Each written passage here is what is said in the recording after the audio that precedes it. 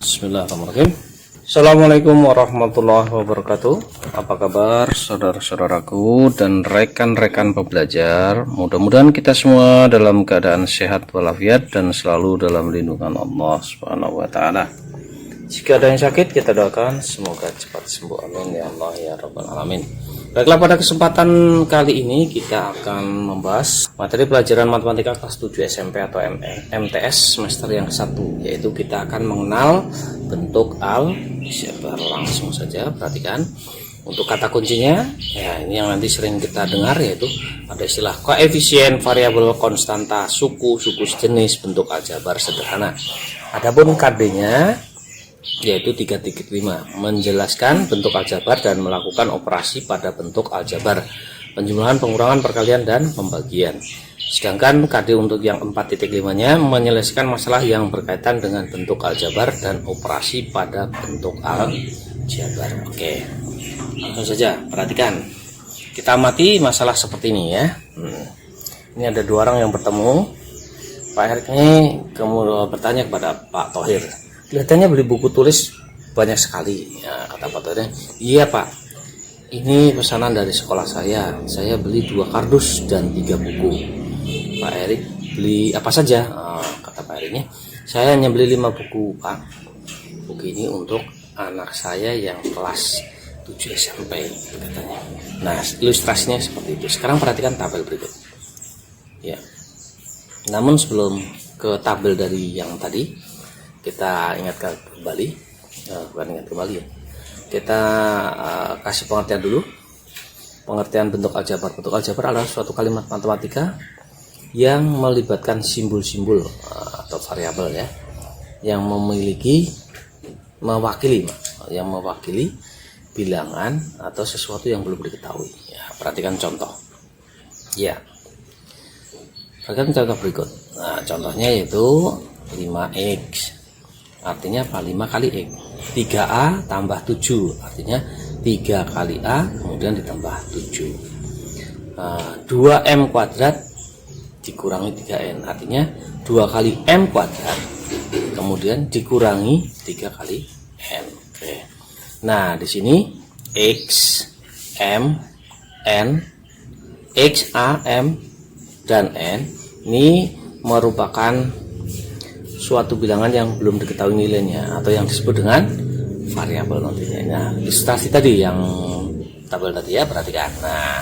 Nah, tadi kan membelinya 2 kardus buku dan 3 buah buku. Nah, berarti kita bisa tulis kardusnya ini isinya kita belum tahu apakah 1 losen, apakah 1 kodi.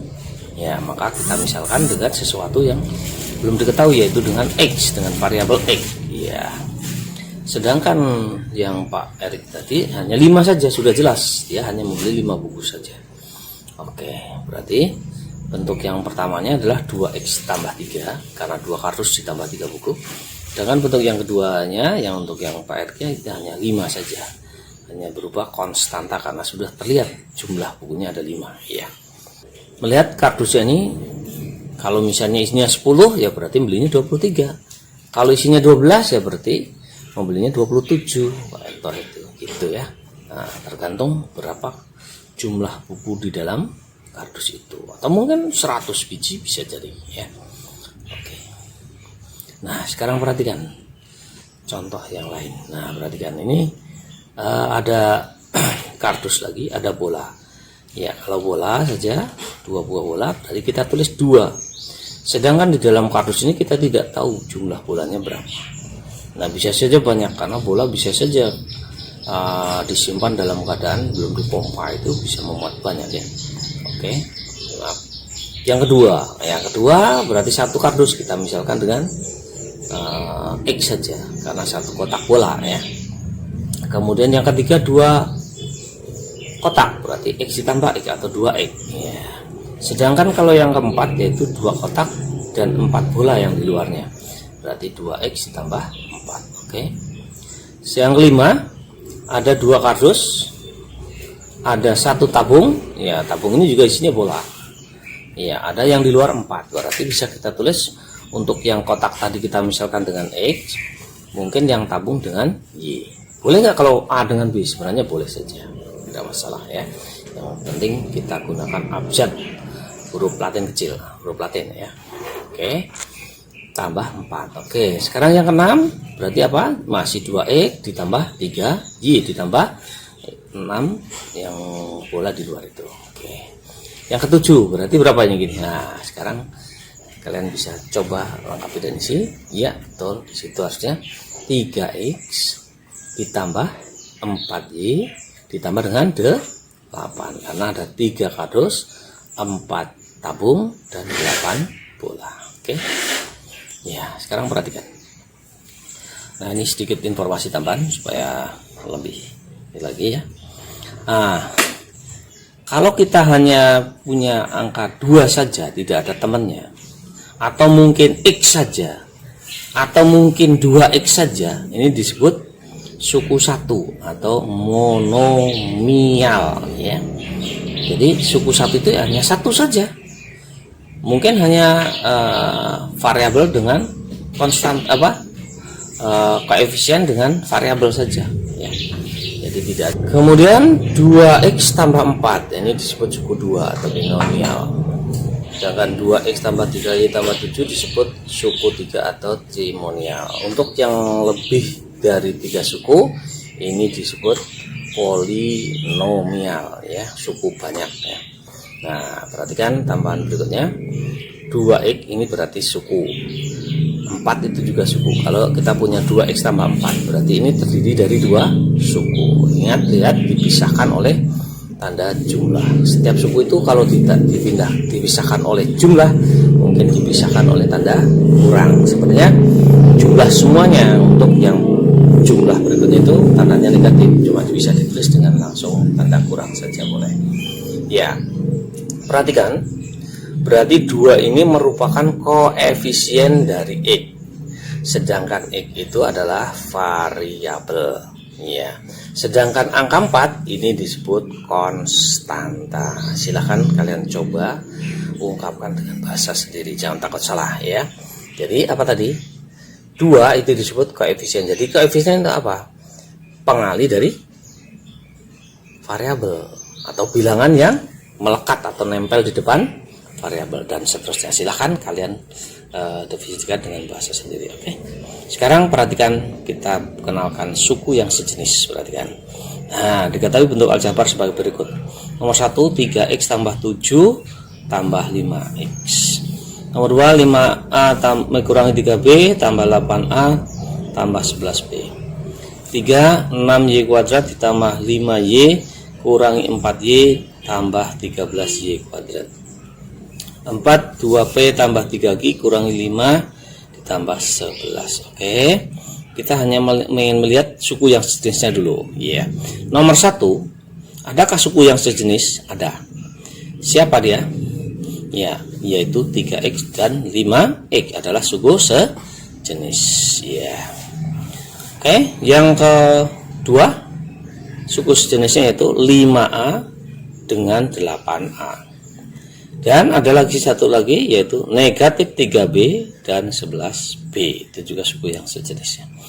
Sedangkan yang ketiganya tadi ya, ini yang sering keliru ya, suku sejenisnya yaitu 6Y kuadrat dan 13Y kuadrat, itu suku sejenis. Sedangkan suku sejenis yang lainnya yaitu 5Y dan negatif 4Y, itu juga suku sejenis. Jadi suku sejenis itu variabel dan pangkatnya harus sama. Kalau variabelnya sama, pangkatnya berbeda, berarti dia tidak sejenis. Oke, yang keempat siapa? Nah, 2P dan 3Q ini tidak sejenis karena variabelnya berbeda. Negatif 5 dan 11 ini sejenis karena sama-sama konstanta atau sama-sama tidak mengandung variabel. Oke, sekarang perhatikan contohnya. Nah, dari kalimat tadi atau contoh yang sejenis tadi kita bisa sederhanakan, di mana yang sejenis itu bisa digabungkan atau disederhanakan. Oke, sederhanakan bentuk aljabar berikut. Nomor 1, ya, 3X tambah 7 tambah 5X, berarti yang jenis tadi adalah 3X dengan 5X. 3X tambah 5X jadi 8X ditambah 7. Oke. Sedangkan yang kedua, yang sejenis tadi 5A dengan 8A. 5A ditambah 8A adalah 13A. Ya. Negatif 3B ditambah 11B berarti 8B. Jadi berapa tadi? 13A ditambah 8B. Oke. Hati-hati, ini hasilnya dari mana tadi? Perhatikan baik-baik. Yang ketiga, 6Y kuadrat ditambah 5Y kurangi 4Y tambah 13Y kuadrat. Berarti yang sejenis tadi yang pangkatnya, variabel pangkatnya sama. 6Y kuadrat dengan 13Y kuadrat. Berarti 6 ditambah 13 yaitu 19. Jadi 19Y kuadrat. Kemudian 5Y kurangi 4Y yaitu 1Y, atau bisa ditulis dengan Y saja. Berarti 19Y kuadrat ditambah Y. Satunya boleh tidak ditulis. Oke. Yang keempat, 2P tambah 3Q kurangi 5 ditambah 11. Berarti 2P tambah 3Q tidak berubah. Negatif 5 tambah 11 yaitu 6. Jadi 2P tambah 3Q tambah 6. Oke. Ini nggak perlu pakai sama dengan lagi ya. Nah, ini dibuang aja nih sama dengan ya. Dihapus. Oke. Berarti sekarang kita bisa latihan. Oh, sebelum latihan ini tolong dibaca sekedar untuk informasi ya. Nah, kemudian kita bisa latihan. Oke.